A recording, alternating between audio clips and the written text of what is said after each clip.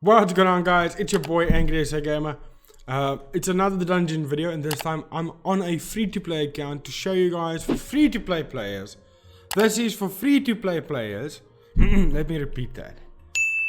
This is for free-to-play players who are trying to progress in dungeons. You know why I'm doing that? Because you get idiots. Oh my gosh, you get the biggest, dumbest idiots, fools of the world. Like this guy. Now, man of steel, listen to me, you ignorant piece of gravel donkey. This videos are for free to play guys. People that are playing the game, that are new into the game, that wants to progress in dungeons and doesn't know how to get past a certain dungeon. That's why I'm gonna create a couple of these videos. Let's move on with the video. Jeez, I'm sorry I took that a bit far, but that level of stupidity just breaks me, you know.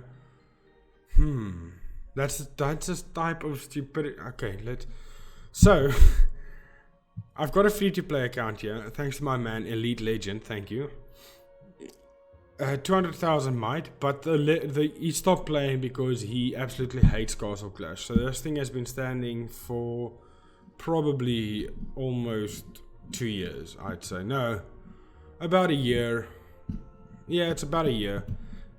So this is the legends we have. We've got a PD with a crest set, not insignia, crest set. Of revive 10 of 10, a cupid revive crest set 3, 4 of 9 revitalize at 9 of 10.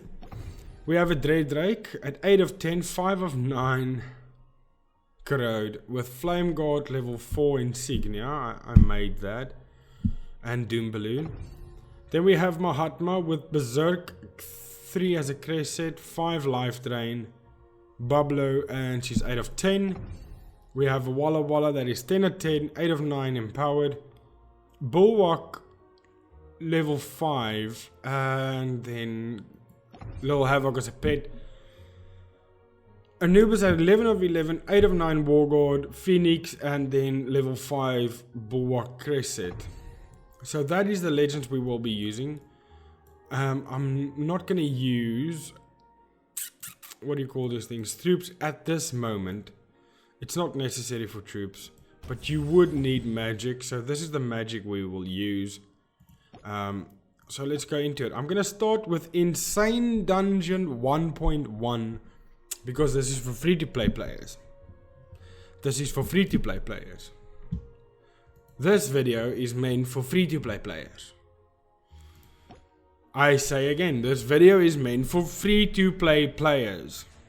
Okay, so I know in the previous one I've showed you sort of what I would do, but that's a bit unfair because my legends are way overpowered for these dungeons. So this is how I would go about doing this. I would drop PD right about here, and then like I'll drop, because he's got Revitalize on, I'll drop him over there and spam drop these guys. So that when PD procs, they get a proc off immediately. And I would freeze the middle here, because I would not want to take any chances in PD dying. And then I would just allow them to finish off. If need be, you can put your Guardian Angel spell over your legends. To protect them at first initial drop. Because as you would be a free-to-play player starting at this game, that is what you want to do. So for this second dungeon in Insane Dungeon 1, which I'm going to continue making despite someone's feelings, what's nice about this is that the legends, you won't have to worry about legends. So I would start with PD over here. Okay, and then I'll spam drop the rest. And I would freeze where PD is, because he's on his own. So you don't want PD to be hit or stunned in any way, because you need his proc. He needs to stack for your legends to keep running through, killing off everything. So that is how you would do that one. Now we're done with Insane Dungeon 1.2 for free-to-play players only.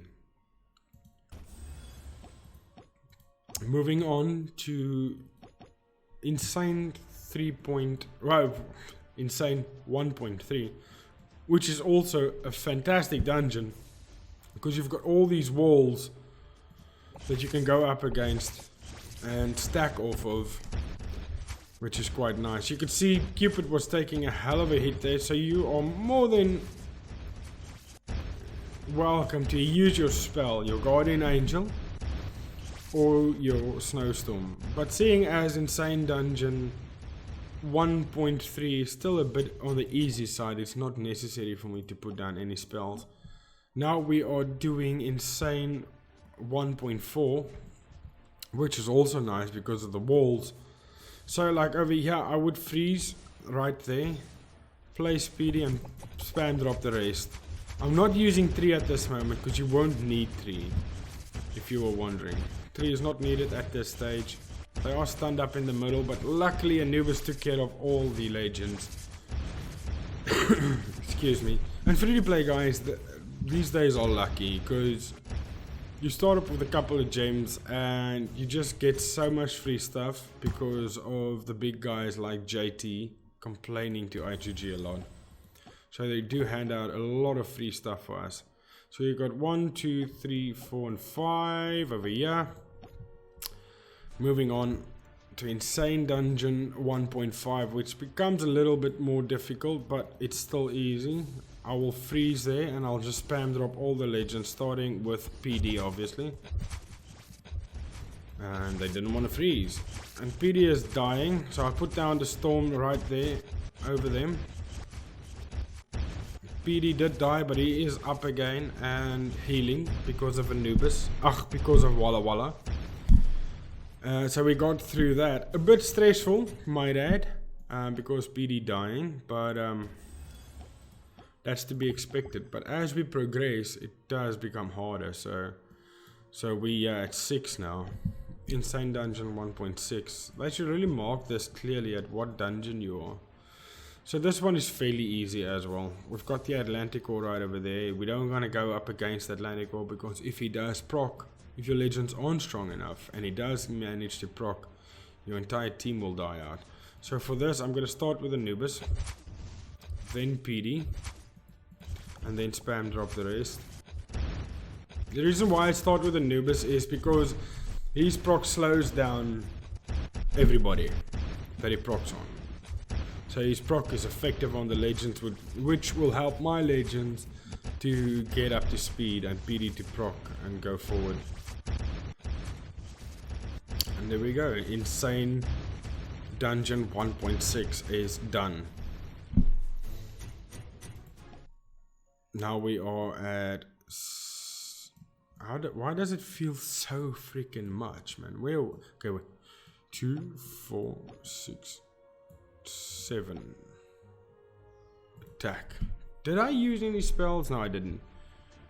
Okay, here we go. So this is where we would want to start using a bit of GA and stun.